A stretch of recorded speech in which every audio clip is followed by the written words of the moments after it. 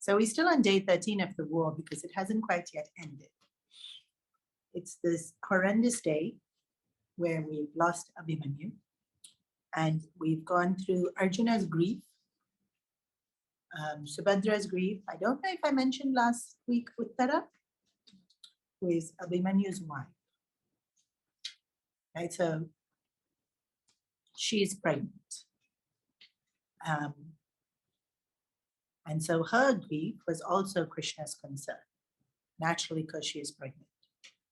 And so Krishna has spent time with Subhadra, has spent time with Uttara, because he wants to. And in fact, the amount of comfort Krishna gives Uttara, not only now, right now, on the day that Abhimanyu is killed, but all through the rest of her pregnancy, because Uttara gives birth to Parikshit, who is another very great devotee of the Lord and the student of the Bhagavata.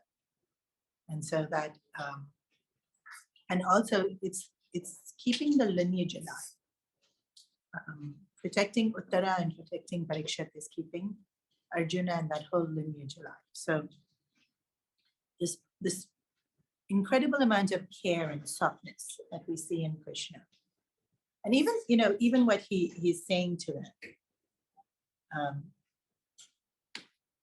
it's when he's telling all of them. So I'm going to talk a little bit about the advice during grief, because that's something that happens in our life, right?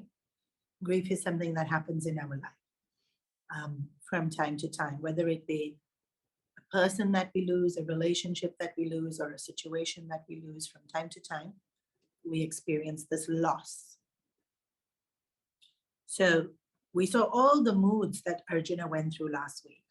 And for today, which is going to be day 14, Arjuna is in anger mode, which in grief is a very productive mode in Arjuna's case, because if you're a warrior, that really propels you into action. But it's not even Arjuna's anger as much as it is Yudhistira's anger. But when he's talking to Subhadra and Uttara and Draupadi, because Draupadi was pretty much as devastated as Subhadra.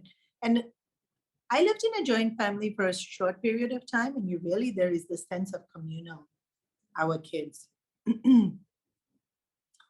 Not necessarily my kid. Of course, there is going to be a little bit more attachment when it's mine, but there really is that at that level of soft feeling for this child that you helped to bring up. So with Subhadra, the main advice is, with all of them, the main advice that he gave, even when he was talking to Arjuna and Yudhishthira and Bhim, is that as a warrior, he has fulfilled his purpose. And that's something really nice to keep in mind. So when we are experiencing death, did their life fulfill purpose? And there's that great sense of it did, right? And so even here, when Abhimanyu is so young, that's very often people will say that, but he's so young, he could have still done so much more. But it's not about quantity of how much we do. We've still fulfilled purpose. Even just small acts of kindness, or just the affection that was given to family members, or just that sense of being enriched by this person's life, fulfilled purpose.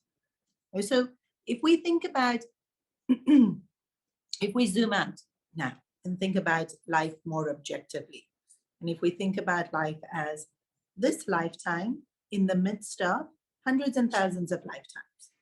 So we're zooming out now and seeing that we have had so many thousands of lifetimes. And then it's like we go out to the supermarket, and then we go out to the bank, or we go out to visit a friend, we go out for a walk, we go out. How many times do we leave the home and then we come back home?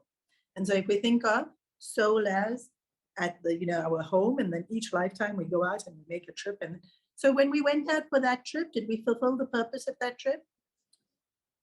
Then all's good. And did it have to be really, really long?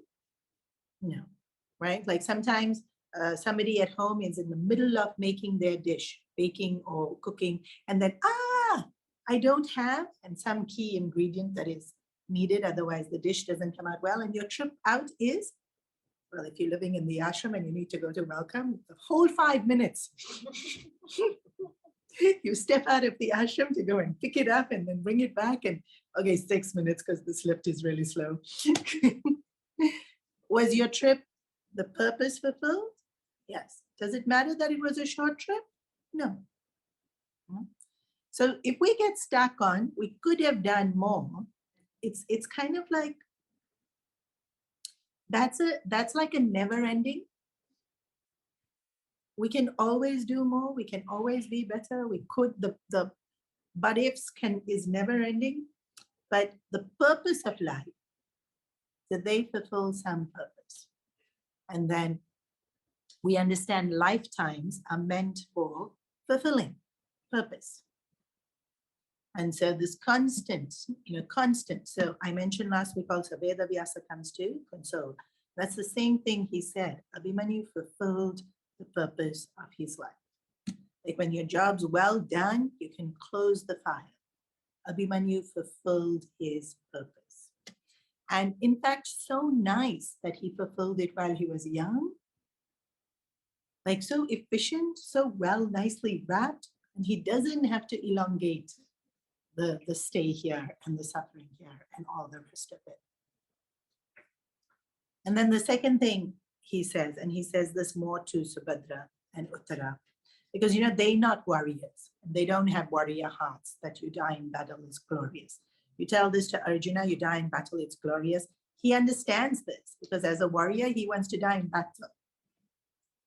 He doesn't want to die just, doing something faltu, like laundry. He's a warrior. He should die in battle. So he has that sense. And people do, right? They want to have that sense of, this is what I'm born to do. This is what I've accomplished. So with Subhadra and Draupadi and Uttara, they don't have that same glorious notion of dying in death. Of course, they're in the culture, so they know that it's there as a sentiment in the culture. And so to them, he says, in your grief, pray. Whenever you're in grief, pray. And then again, pray for Abhimanyu, but he's good. Pray for all of us that are here and have to still yet face what he has had. He's already faced. Yeah. It's like life's the test. And so we pray. And so this is one of the very, very crucial things about religion, spirituality that gets so easily overlooked when people say, no need for religion, no need for God, no need for... what do you do when you lose them? How do you anchor yourself? How do you keep a connection to where we can't go, where the mind can't even go? Whereas the faith of something bigger than us that can reach further than us is such an incredible source of comfort. And so, people who are fully atheists will say, but that's placebo. But we do placebo all the time. And we're constantly using placebo ways to make us feel better. Rituals of coffee, rituals of meeting friends, rituals of simple things, right? Like people will still put hand sanitizer every time they walk past that bottle at the door. And I'm like, still? Really? Why ritual? And it's interesting that they put it when they're leaving the ashram. Ashram's clean, I'm pretty sure. And you're about to press the lift button, but they put the hand sanitizer and then they press the lift button. And why? Why are people doing this? You're not thinking. There's no logic to it. There's zero science to it. But people are just now ritual. It's comfort. And the amount of people that even when they'll do it, right? Because we kept that bottle there. Actually, initially it was when you come into the ashram, please sanitize your hands. You're coming from outside. The committee had put it up nicely to protect me. But mainly people use it when they're leaving the ashram. And when I'm saying bye to them at the door, and they say to me, best to be safe. And I'm thinking, I don't know if that's keeping you safe at all. But I have 3 bottles and we need to finish it. So yeah, please use. No, don't give me more. The minute this bottle's done, I'm done.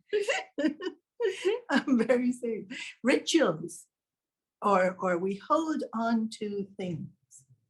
Like people hold on to family heirloom. So we hold on to, and they old. But why? It's this comfort. It gives me a sense of security. So am I saying God is placebo? No, I'm not. No. But even somebody who doesn't understand the depth of God, and it is just a source of comfort, in a world where we have so little, why wouldn't we want that comfort? So when we don't know what else to do, this is such a lovely place to go to. Pray.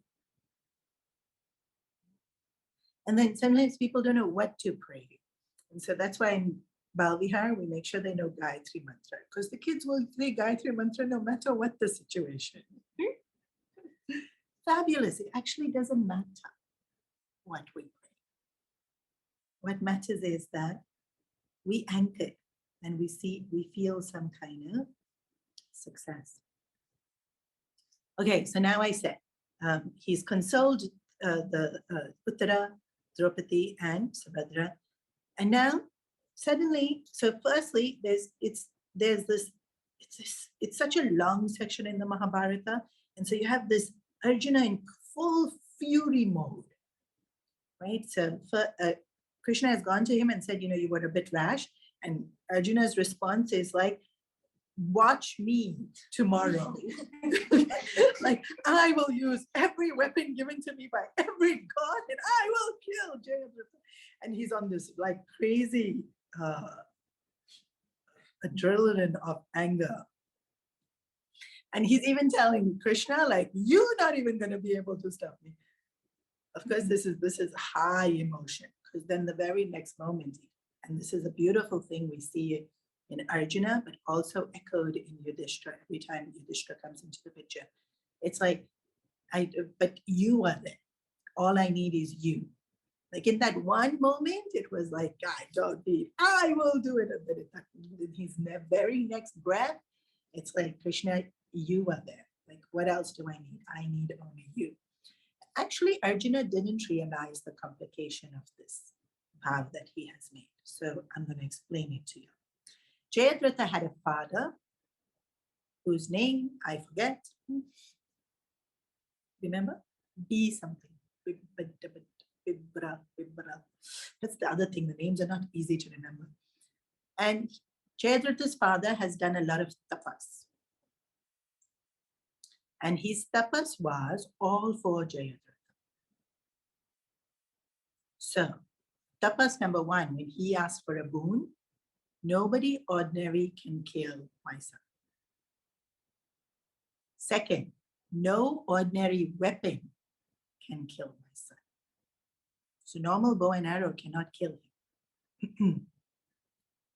Arjuna knows quite a few special weapons, but a lot of them will still get categorized as normal because quite a few people know them. Like this has to be an exceptional weapon that kills him.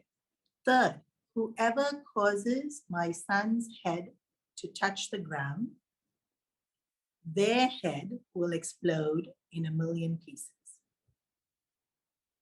It's quite a boon. All for Jayadratha. So now Jayadratha is not an easy person to kill. Firstly, you yourself have to be exceptionally good. Fortunately, Arjuna is. Weapon? So this is why Krishna was a little bit annoyed that Arjuna made this boon or this vow, because this is not as easy as it sounds. Like Arjuna killing Jayadratha sounds easy, but then we find that he has all these things protecting him because of his father's tapas. And okay, we can get a special weapon.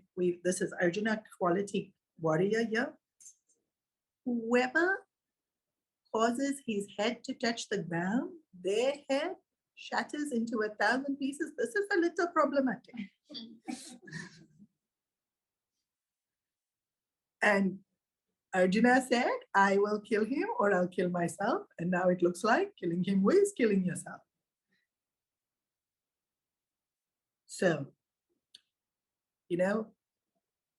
there's nobody that has made Krishna work harder than Arjuna.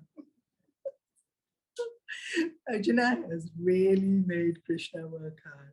When he took this boon, he really made Krishna sit and scratch his head. And so, Krishna had to really think things through now about how we're going to do this. Also, we already know that the opposite army has set up the 3 vyohas. Now, nobody in the Pandava army, except Krishna, Arjuna, and Satyaki to some extent, knows how to go through the vyohas. So effectively, on day 14 of the war, the Pandavas are not fighting. Only Krishna, Arjuna is fighting, which is in itself like nobody else can help because they don't know how to get into those vyohas. So this is going to be an interesting day of the war, because usually in the strategy of the war, you do this, nobody else can do anything. And literally day 14 of the war is Krishna and Arjuna versus the Kauravas. Satyaki comes and helps, Bhim comes and helps. But I'll get to that, the details of that. But we have 3 viewers to get through all by yourself. You have, even if you get to Jayadratha, there's all these boons protecting him. And if you don't do it by sunset, game over. Krishna has his work cut out for him. So for a moment, Arjuna realizes after Krishna is like, what have you done? And he's gone through all this. So Arjuna thinks, oh, what have I done? But more from the point of view of, I need to avenge is not the right word. I need to, what's the right word? Do this for Abhimanyu so that Abhimanyu knows how much he was loved. Like Abhimanyu has been wronged, and this is not vengeance as much as it is righting what is wrong. Like Abhimanyu's worth, making them see that what they did is horrendous and his death was not wasted, it's not forgotten, it was, what word? I don't know the word. He's some solace I will get if I do this. I can't bring Abhimanyu back, but at least this will make me feel like I've done something. Because yesterday I didn't get to do anything. So all this Arjuna is thinking, and then he's thinking, please let me not fail Abhimanyu. Right? He's not even thinking, may I not die. He's thinking, please let me not fail Abhimanyu. And so again, this is coming from such a point of like love and wanting to protect Abhimanyu. And then this is really beautiful. This at this point where Arjuna's mind wavers. And this is another thing that we'll see in Arjuna, and we're going to see it in Yudhishthira far more when day 14 actually starts. Once we've gone through something really horrendous, like these people watching Abhimanyu die, and then Arjuna didn't watch it, but the feeling of the injustice, just the sheer horrendousness of having this incident happen, it causes a little bit of wobbliness in our steadfastness, in our resolve. So Arjuna thinks nothing bad should happen. And Yudhishthira, poor guy, his nerves are on edge the whole day. Nobody should die. It just, please, no, nobody more. I cannot lose anyone more. And so when we experience loss, when we experience the reality of it, or the inevitability of it, I think reality that it's just so real, loss is so real, we feel incredibly vulnerable. You know, that feeling of nothing bad will happen suddenly is gone because something bad happened. And so now suddenly we feel very, very vulnerable. And this is one of the tricks Maya plays on us, that we don't remember it. And we go back to that feeling of nothing bad will happen. But we don't want to be there. We want to be knowing that anything and everything can happen. But that's a place of immense vulnerability. To be in that frame of mind where things can happen, which are devastating, makes us highly, highly sensitive. Because here also Arjuna is feeling, right? Because when you see it, when you went through it, when they went through it, they were feeling, and so again, the advice Arjuna gives is this: you can never fail. So Arjuna is Krishna is telling Arjuna, you can never fail. And your doubt is your greatest threat to your success. And this comes in the Gita as well, comes in the Bhagavatam as well. It's both points come. So you can never fail. Now remember, whatever Krishna is telling Arjuna is true for all of us, because we are Arjuna. You can never fail in what? Here, in this incident, he's taken a resolve, he's taken a vow to kill Jayadratha. But anything that Arjuna had decided to do, you can never fail. And it's said as a statement of truth. It's not said as an encouragement. Why? Why can we never fail? Because he's with us. Number one. Krishna is right there with him. And so Yudhishthira goes to bed quite peacefully that night, even though he's mourning Abhimanyu, knowing that if Krishna is there, all will be fine. In fact, Arjuna doesn't sleep as well. But Yudhishthira's faith is so solid, Yudhishthira actually sleeps quite peacefully. Yeah, Arjuna has taken this crazy vow, which is quite difficult to fulfill, and Yudhishthira is sleeping peacefully. Of course, the next day he's on edge, but that faith, if Krishna is there, it is fine. So why? Because infinite wisdom, infinite strength, infinite love, infinite resources. That's what Krishna is. Infinite. Infinite what? Infinite, infinite. Any possible thing you want is included in the infinite, and he's infinite of that. So if I need courage, he's infinite courage. If I need patience, he's infinite patience. If I need knowledge, he's infinite knowledge. And so I have everything I need in just having Krishna. So I cannot fail.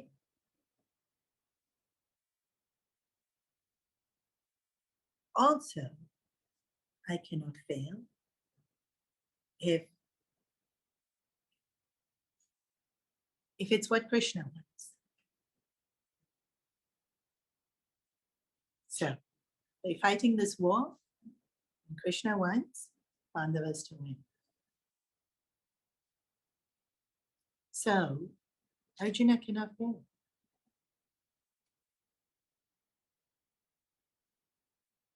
As long as we're doing what's in line with the Dharma, as long as what we're doing, what we know is uplifting us, we cannot fail. We go against that, then we're going to get a little bit of resistance and we might learn a few life lessons before we then come back to Krishna's will. Because it will happen anyways. His will happen. So you cannot fail. So what happens with us? We worry. What if, when, will I, can I? And so the doubts. And doubt is, there's three types of faith that we need. Okay, the first faith is in the Lord. The second type of faith we need is in the means. And the third type of faith we need is in ourselves. So if I doubt any one of those, and just a little bit doubt, it's the greatest threat to my success. So you cannot fail is a statement, but doubt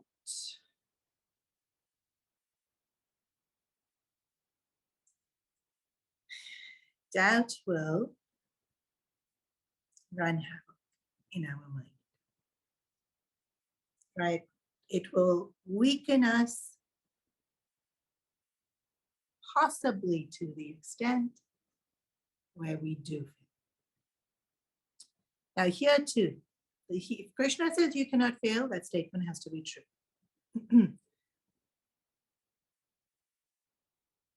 May not be the first step. We keep getting opportunities again and again and again. So doubt means I delay. And then eventually you cannot fail. So doubt will delay. How long? As long as the doubt is there. And so the doubt is our suffering. The doing of what needs to be done will not cause suffering. The doubting before I do, while I do, causes a lot of suffering. So Arjuna has this flicker of a thought of doubt, and Krishna immediately says, no, this thought cannot be entertained, not even for a millisecond. And so immediately Arjuna is like, then what, Krishna? What am I going to do? What's our plan?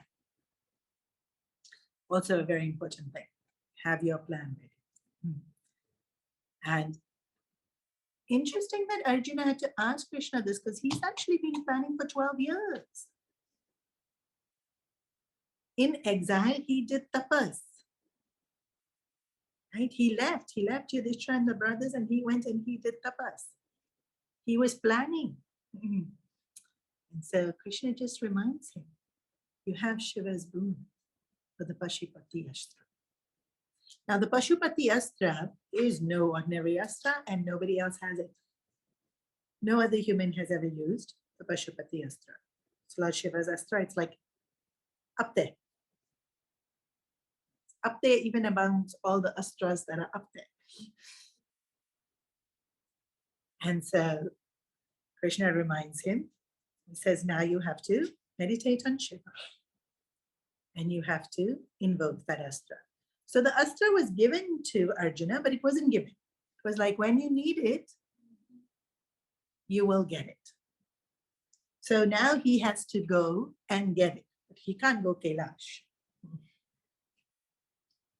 And so this is so cool because you don't have to go Kailash. Shiva is all-pervading.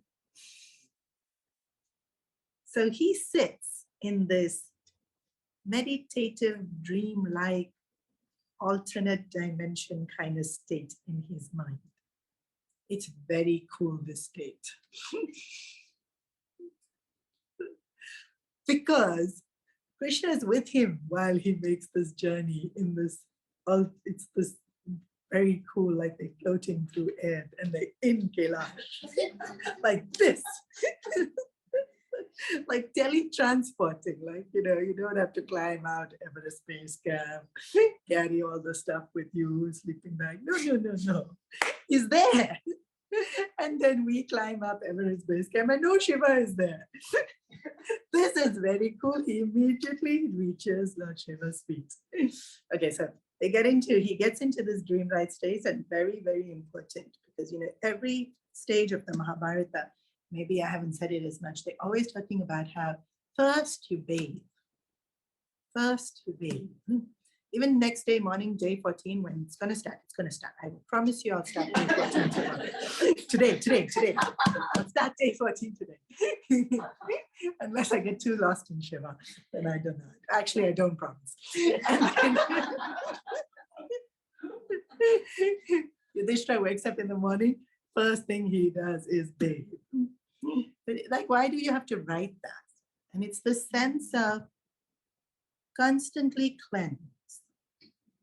Like, wash away what is no longer needed. Wash away what is causing fatigue. Wash away doubt. Wash away, you know, anything that has, it's gone. The past, like every moment, wash it away. Right? It's fresh. I'm here now. There's this constant state of that. So in this dreamlike state, he's bathed. And very elaborate Ganga water and all of that, you know, to invoke. Really, I have to be pure to go and stand in front of Lord Shiva. And then he's taken and he's seeing Lord Shiva. And the whole war, he has Krishna with him. He has Krishna with him the whole war.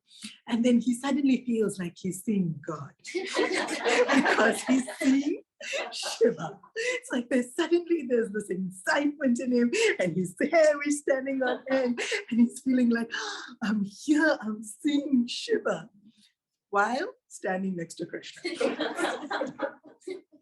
This is where you really see this Ishtadevata bias. Like I really, because Arjuna's Ishtadevata is Shiva. Arjuna did Shiva Upasana. Hung out with Krishna, is known as the Krishna devotee, but his Upasana was Lord Shiva. And then the sense of feeling so blessed that he's here in the presence of Lord Shiva. And Lord Shiva hasn't even opened his eyes yet, right? He's just there in Mount Kailash seeing Lord Shiva. They said so, and he's weeping tears of joy, and he feels this incredible lightness. He's just lost Abhimanyu. Like moments ago, he was a wreck. And now, standing here in front of Lord Shiva, he feels his heart overflowing. And he feels this lightness in his being. And he feels just so incredibly blessed. And he feels the sense of peace, stillness, joy, that Krishna had to come here for something. Oh yeah. Like so lost in that feeling of I am looking at Shiva was Arjuna, that Krishna had to kind of snap him out of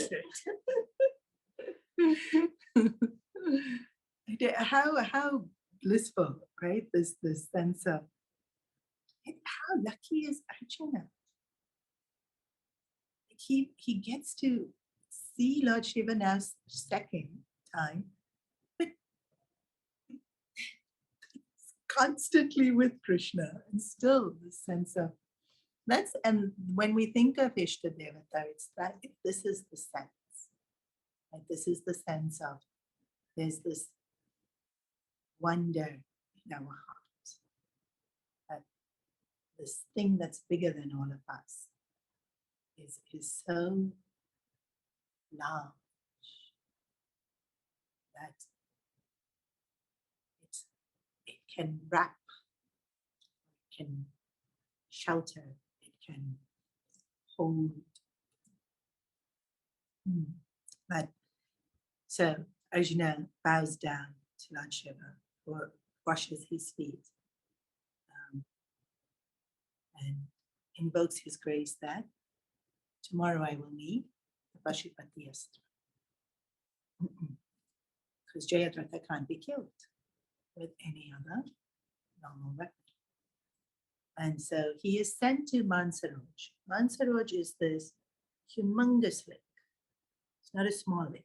It says there are waves in Mansaroj. That's how big Mansaroj is. And that when you stand on the shores of Mansaroj, you can't see where it ends. It goes too deep into the Himalayas. In fact, nobody has seen where it ends. Just the way the Himalayas are.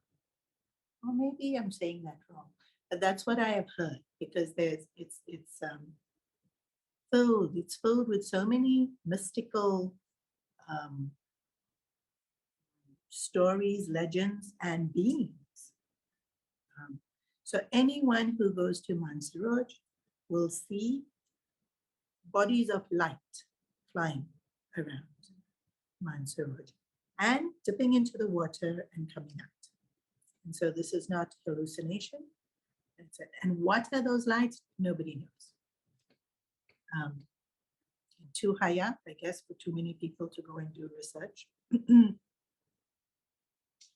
Stories believe them to be the devatas, sporting, Shivagana sporting. So Arjuna is sent to Mansaroj, and the reason I say this is because when he gets there, he sees all these devotees or servants of Lord Shiva as beings of light, just chilling out, hanging out around Mansaroj. And he's thinking, where's the Pashupati Astra? Like, he sent me here for the Astra and I can't see it. And so again, he invokes Lord Shiva's grace, and he hears Shiva now in his mind. And then Shiva teaches him to chant the mantra to bring the Astra into form. So the Astra doesn't have a form. You have to chant a mantra to create the form of the Astra. And so when he chants the mantra, all these beings, all these people come together to create the Pashupati Astra, which I thought is so cool, because the Pashupati Astra is alive. It's made out of beings. And what's the Pashupati Astra? Shiva's weapon of destruction. And then I was thinking, if beings make the Pashupati Astra, possibly all of us can come together to be Shiva's Astra, Vishnu's Astra. And then that's possibly exactly what's happening even in today's world, right? When there's some unrighteousness and a lot of us come together and become this force to destroy that. Lord's Astra is not a thing. It's all of us. Just like his army was, all of us. And so then another mantra is chanted to show how to activate it, another mantra chanted to show how to direct it, another mantra. So the whole thing is powered by mantra, right? And so I'd mentioned this before, that Arjuna has to have that. That's why he had to do so much tapas. Because, imagine when we meditating and one faltu thought comes in. Imagine you wielding this astra of Shiva, which can cause the destruction of the entire universe, forget planet Earth, and then you have one faltu thought. Cannot. His level of single pointedness, he has done that kind of tapas that he can wield. Like, to be able to wield power, you have to have power. It has to be in your control. only then can you wield power. So Arjuna has come back, having learned and understood and acquired Pashupati Astra, which now he's not holding because it has to be activated by mantra, and it's beings coming together, and it will work whenever he now chants the mantra. So it was almost like it was a trial run that was done, and that's why it had to be done in this dreamlike state. Because if you activate it here on earth, then you're going to cause, which is also so cool. That Shiva can do that, and Krishna can do that. And so finally, the plan has been put together. Arjuna is now equipped with the astra. He knows what he has to do the next day. Arjuna now goes to sleep, thinking about Abhimanyu. And so can't really sleep because he's really missing Abhimanyu. And is still very heartfelt. There's so much anger against Jayadratha, and this intense need to do something for his son. So now finally, Krishna is alone. And finally, Krishna grieves. So we see the whole day he has fought in the battle. Right? Day 13 was Arjuna and Krishna fought 4 warriors simultaneously.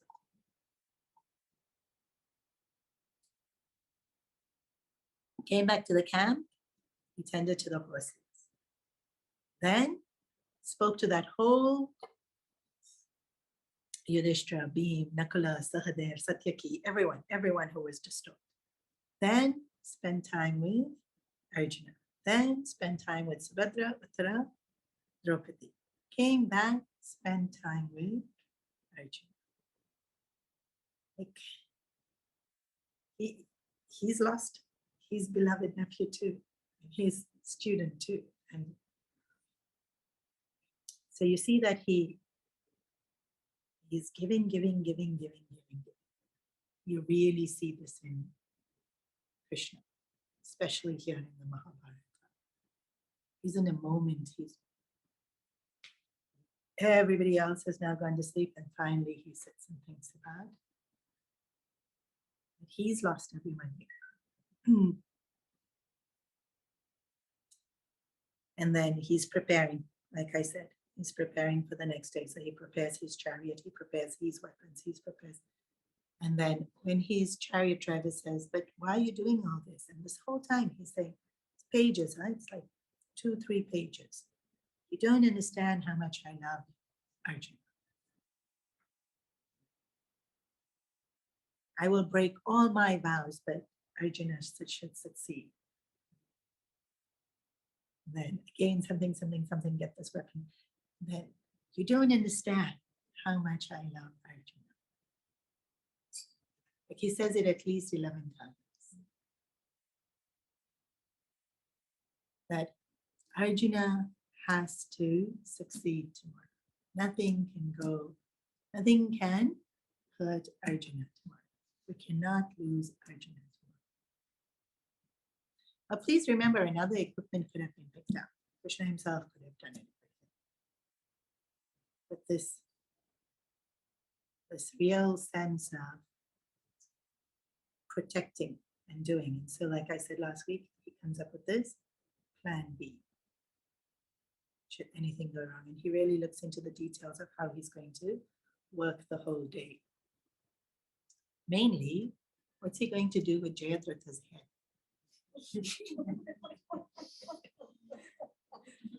This is what he really had to think about.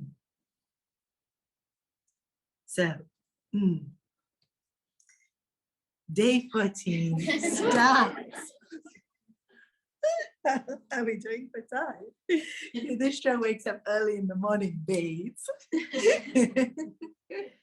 meets all the Brahmins, does Sandhya Vandan, does puja for Krishna before he does anything else.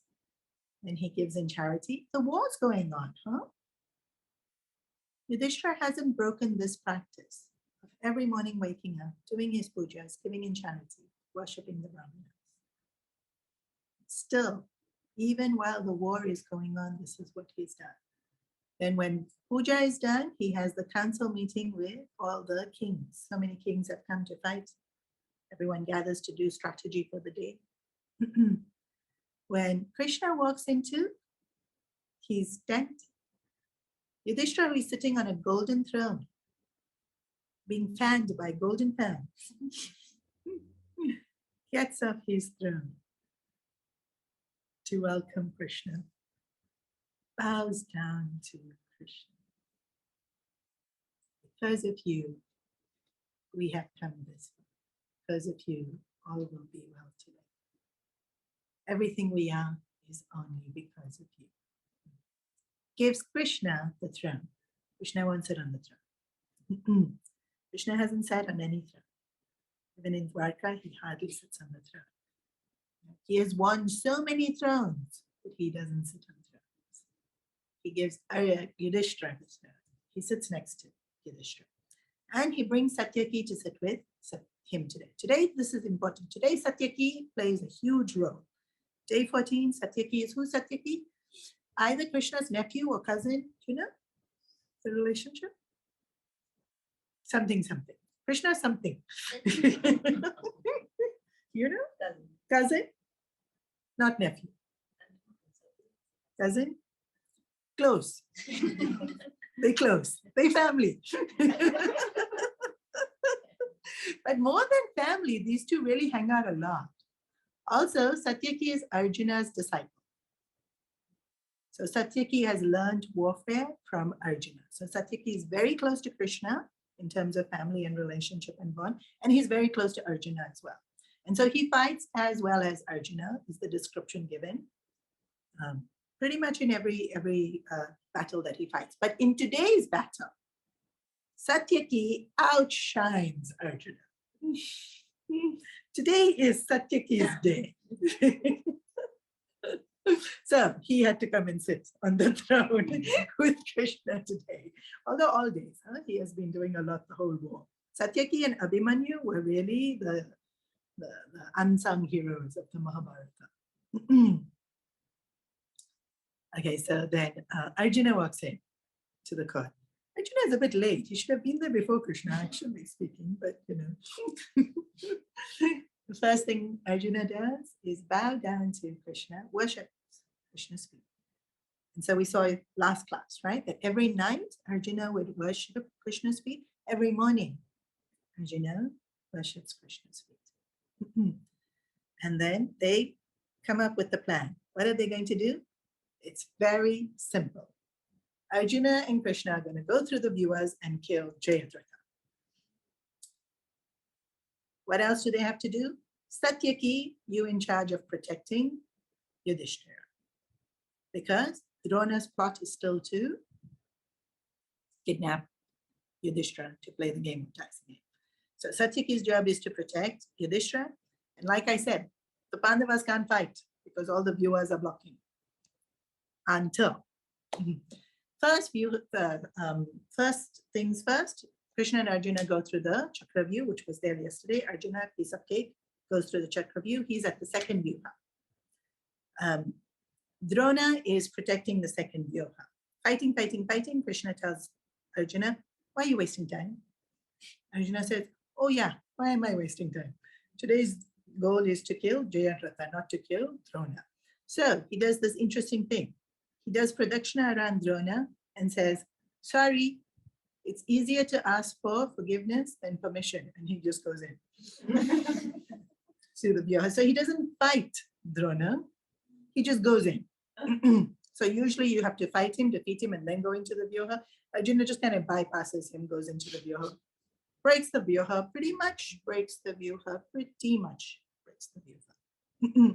Gets to the third vyuha. Now, there's the number. I have the number of how many people Arjuna and Krishna are fighting. Not single-handedly, because there's two of them. I underlined it because I thought it was crazy. Okay, they are fighting.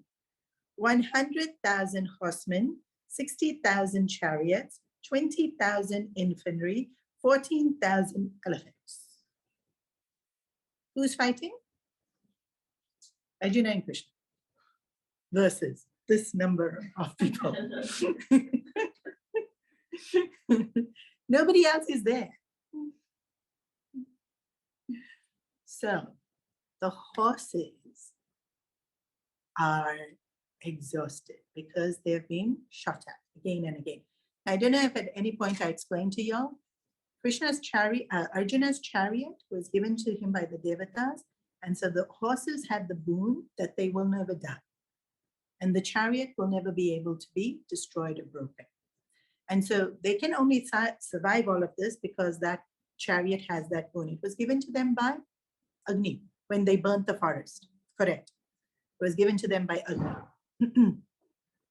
So this chariot and these horses have a blessed boon, and they cannot be. But they have fought 100,000 horsemen, 60,000 chariots, 20,000 infantry, 14,000.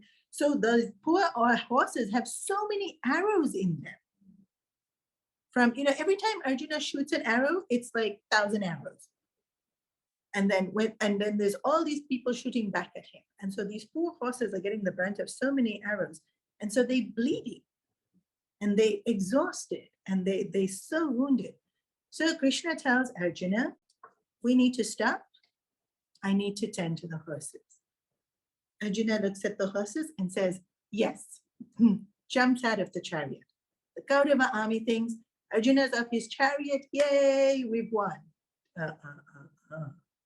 Arjuna off his chariot was worse than Arjuna on his chariot. He wreaked havoc. I'm telling you today, this anger of what they did to Abhimanyu, Arjuna it's like this vast difference between the Arjuna who used to shoot at Bhishmacharya, not wanting to kill and hurt the Kauravas, to now Arjuna, who is Yamraj himself. Like fierce. He is incredibly fierce. Like he's standing on the ground, fighting without his chariot, just raining arrows on everyone. On the side, in the middle of the battlefield, Krishna is pulling out the arrows from the horses and running his hand over the wound. And where his hand is, the wound would heal. And then he passed. So 5 horses. He's gone through each horse, taken out each arrow, and healed every single wound. The horses are tired. And so Krishna is patting them. And with every stroke, their fatigue is gone. Their pain is gone. And then Krishna casually looks over to Arjuna, who's just there fighting with 100,000 soldiers, and says, Arjuna, I think the horses are thirsty.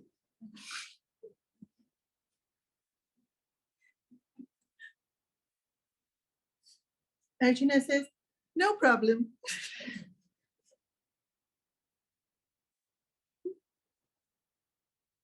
Krishna knows how to use all the same astras. All the devatas are at Krishna's command, but he doesn't do it. He tells Arjuna to do it while Arjuna's fighting 100,000 soldiers. And I love how they're having this little conversation while all this havoc is going on. And so Arjuna stops fighting with everyone, takes the Varuna Astra, Varuna means water, shoots it. Now remember earlier when he shot the Varuna Astra for Bhishmacharya, who was thirsty, and one spring came up and Bhishmacharya said, no. That's not what happens. An entire lake is formed in Kurukshetra. A whole lake. And then he's checking in with Krishna. Is that okay?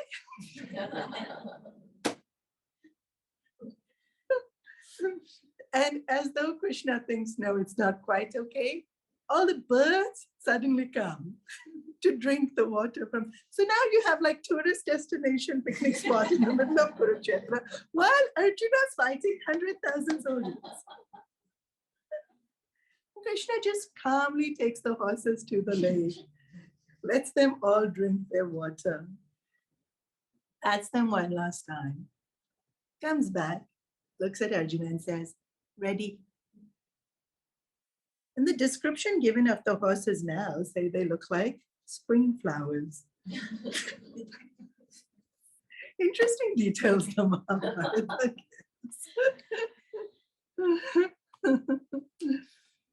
So Arjuna jumps back onto this chariot and they are fighting. Now we pause here. We're not paused, they're fighting, but simultaneously. Yudhishthira is waiting. Now they can't fight. Nobody can get into all the viewers. So they're just standing there waiting. Now this is the worst thing. When you're in grief and when you're worried about something and you don't have something to do, like Arjuna has so much to do, worry gets the better of you.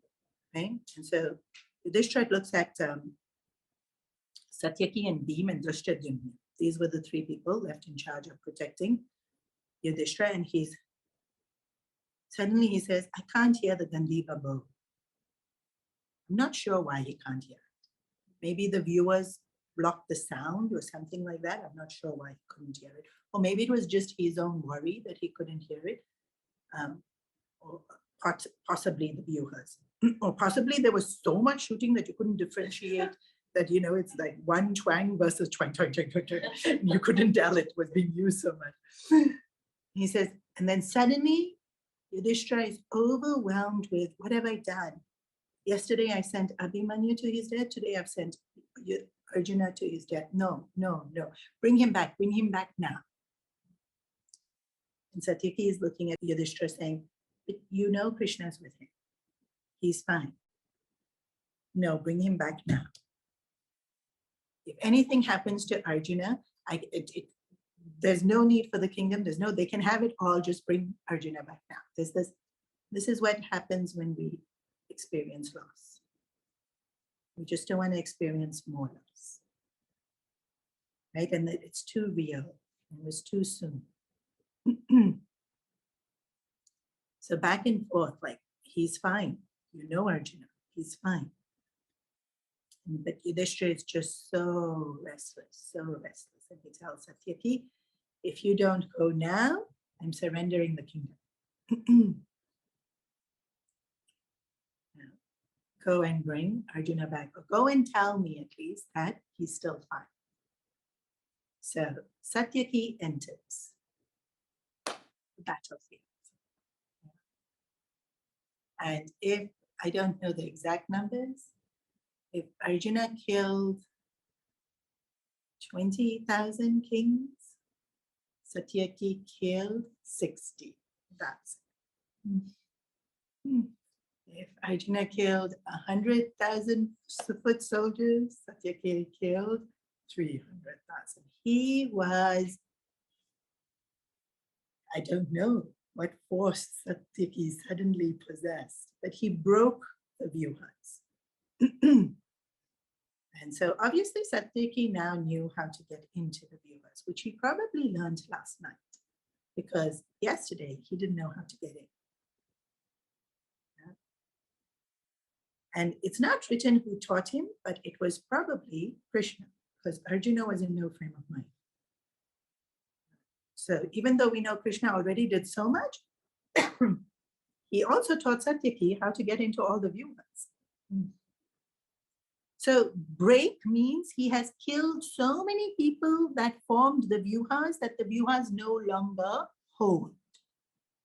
So now anyone can come into the battlefield. And he is fighting, and it's horrendous. It's horrendous. And he's getting attacked in the same way that Arjuna was getting attacked. Now there's lots of backstories about different battles that happened with him when different people who have different boons and how he overcome them. But basically he was just phenomenal. And then after a while, Yudhishthira gets even more scared and says, oh no, now what have I done? I sent Satyaki into the viewers. And yet Satyaki is so dear to Arjuna. Arjuna has already lost someone dear to him. What have I done? And he says, Bhim, you have to go. And Bhim is like, don't you dare. I'm not going anywhere. No, Bhim, you have to go. Initially, Bhim doesn't listen to him. But, Yudhishthira is the king, and there's only so much you cannot listen to him.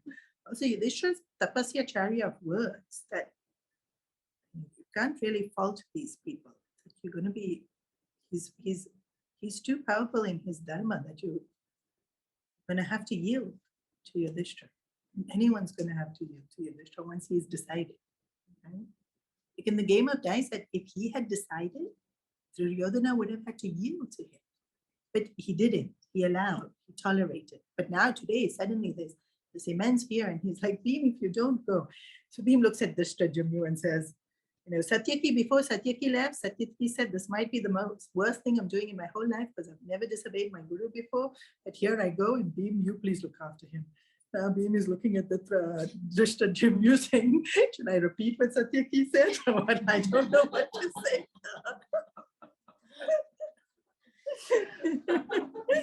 But whatever happens, let Drishtadyumna, please keep Yudhishthira safe. And whatever you do, don't come after me. And I think he took Arjuna's promise that after me, don't you dare send anyone. And Yudhishthira says only this much. Being, I should be able to hear you. If you don't want me to send anyone after you, make sure I can hear you. Now, Bhim's the perfect person for this. So now the viewers were broken by Satyaki. So Bhim had to just walk over people like that. Arjuna and Satyaki had done such mass damage that really only the big warriors were left. And Bhim didn't have to break any of the viewers or anything. He's just walking through. And he fights Karna. Now, Karna really doesn't want to fight Bhim because this is his brother. He's only got a few days to go. He wants to actually hang with them, but he can't hang with them. So he thought, okay, I'll just prolong the fight with them. So Karna's kind of like, because Karna is a really great warrior. Bhim does the most amazing thing. He picks up a bow and arrow. Bhim usually fights with a mace. He's not known for his archery skills. He picks up bow and arrow and challenges Karna. And Karna thinks, oh, this will be fun. And he's not really trying until he realizes Bhim is really good. He has to kind of start paying attention and start defending himself. And this is like Satyaki shone, and then now Bhim really, really shine. He defeats Karna more. Of course, Karna is given the boon that he won't kill. Being Nakula, Sahadev, Yudhishthira, right? But he puts up a really good fight. Like by no means is Karna's had to fight properly. And Karna, to quite an extent, is defeated. But this was the fun bit. Well, it's not fun for the Kauravas. It's fun for the Pandavas. Duryodhana is very attached to Karna. So every time he saw Bhim doing really well in the fight against Karna, he'd send his brothers to help Karna. Against who? Bhim. Duryodhana doesn't think straight, does he? What's Bhim's vow? To kill every single Kaurava, all 100 brothers. Who does Duryodhana send? His brothers. Bhim kills 30 of them on day 14. 30 of the Drashtra sons are killed by Bhim, trying to protect Karna. And the irony of it, Karna was never going to kill Bhima. All along, Duryodhana insults Dronacharya saying, you're not putting your heart into it. Insulted Bhishmacharya saying, you're not putting your heart to it. Karna's actually not putting his heart into it. And Duryodhana's protecting Karna and loses 30 of his brothers. Phenomenal. And while doing this, every brother he killed, he cheered. And he blew his conch. And he made so much noise. Every time Yudhishthira heard Bhim cry out, Bhim is hurt. Until Bhim got through the second vyoha and he is facing Dronacharya. And Bhim does his war call to attack Dronacharya. This Dronacharya story remind me to tell you all properly in detail next week because we've run out of time now. It started with Arjuna and it will finish with Bhim.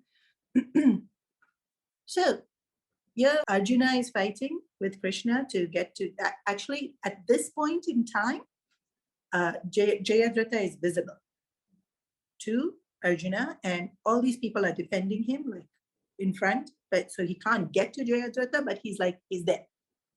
He's gotten close enough to be able to see Jayadratha, know where he is, and he's trying to attack, but of course there's all these people because there's so many people.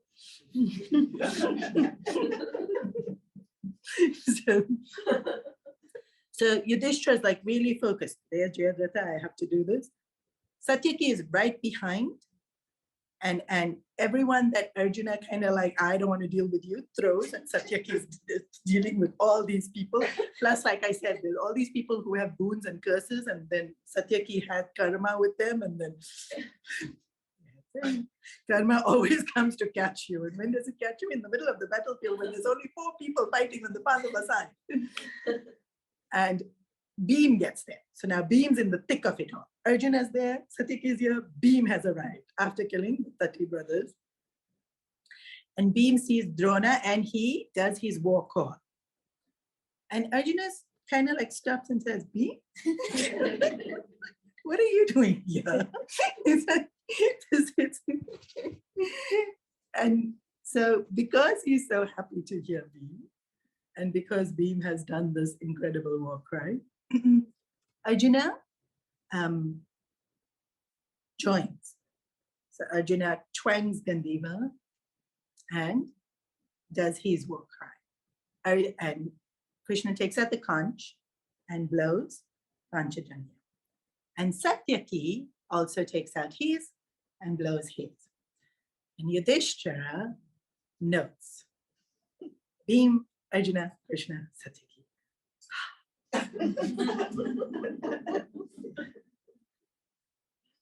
That's all he wanted. Stay alive. And then Yudhishthira says the sweetest thing. Bhim, you have never failed.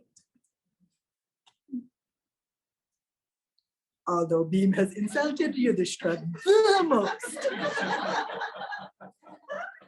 For those 12 years they were in exile, all Bhim did was torment Yudhishthira. But look how much Yudhishthira loves Bhim. All those 12 years of tormenting gone. Oh my darling Bhim. Only you can put my heart at ease. Never mind that Krishna is fighting the whole army. Like when we love someone, we're so biased.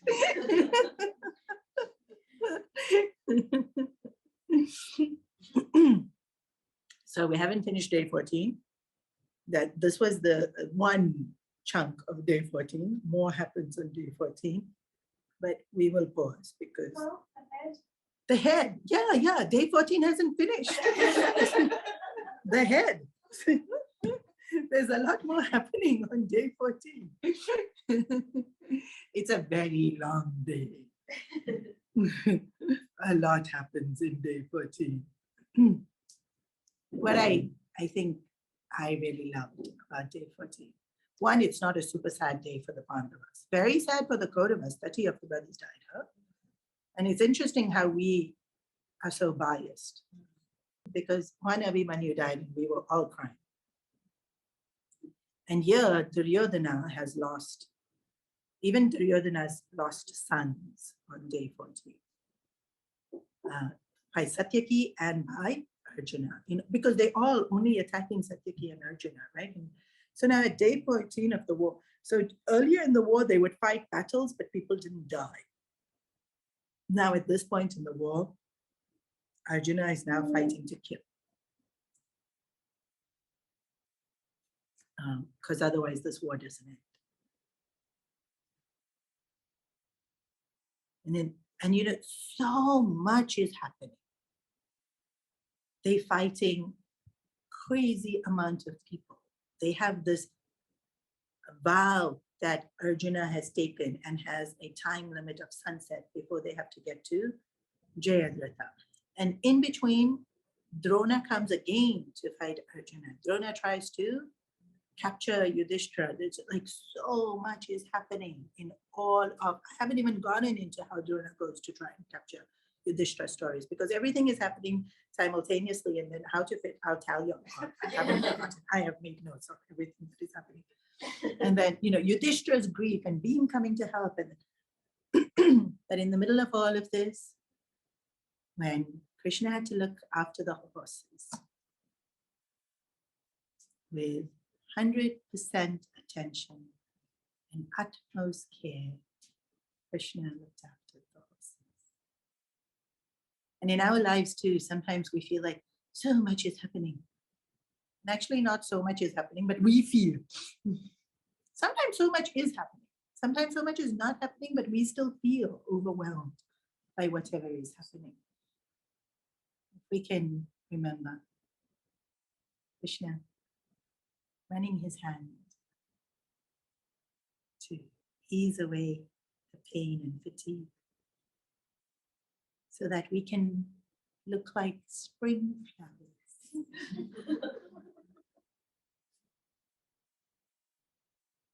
The amount of care. We could remember how much he cares. Our ability to care comes from him. In the midst of so much, even the smallest thing he doesn't forget.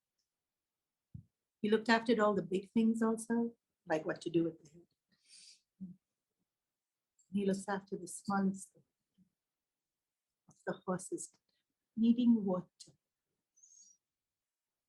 Horses were thirsty. Infinite. So his care is.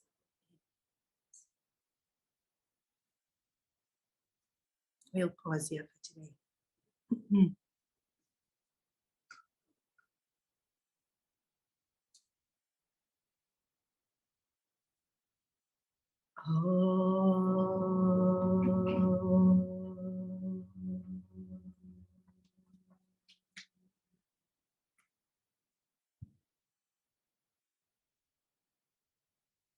Sarve bhavantu sukhina, sarve santu niramaya, sarve bhadrani pashyantu, ma kaschit dukhabhag bhave, asato ma satgamaya, tamaso ma jyotirgamaya, mrityurma amritam gamaya.